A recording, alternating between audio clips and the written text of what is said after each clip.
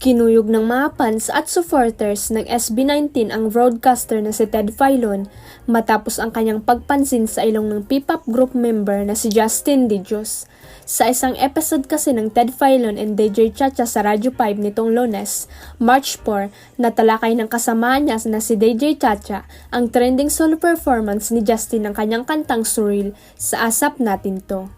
Habang ibinabalita ay sumingit naman si Ted kung Pilipino ba ang ibinabalita ni DJ Chacha. Sagot ng DJ, oo Pinoy yan, ang pogi diba? Cutie-cutie, gusto kitang makitang ganyan ang bo. Ash gray blondie, ganun, uso yan. Muling saad ni Ted, all original yan no? Sinagot uli ni DJ Chacha na all original ang grupo. Pilipino ba yan? Oo, Pinoy yan. Ang pogi, di ba? Hindi, kala ko kasi... Cutie-cutie. Gusto kita makitang ganyan ang kulay ng buhok. Grayish yan eh. Ash gray blonde, ganon. Uso Ngunit ang huling sinabi ni Ted ang tila nag-trigger sa madlang people lalo na sa mga fans at supporter ni Justin at ng grupo nitong SB19. May nasabi kasi ito ukol sa physical appearance ng Pinoy boy group na ikinainis ng mga fans. Hirit ni Ted sana magkaroon din tayo ng grupo na hindi kataasan ang tangos ng ilong para talagang original.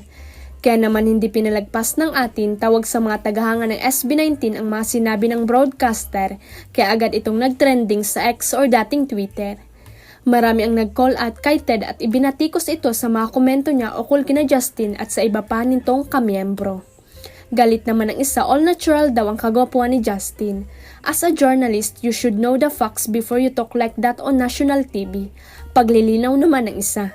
lang nang i-release. Sana magkaroon tayo ng grupo na hindi naman mga kataasan ng tangos ng ilong. Iba na ngayon, syempre. Para talagang original. Oo. Huwag kalimutang i-click ang subscribe button at i-ring ang notification bell para sa latest at legit chika updates.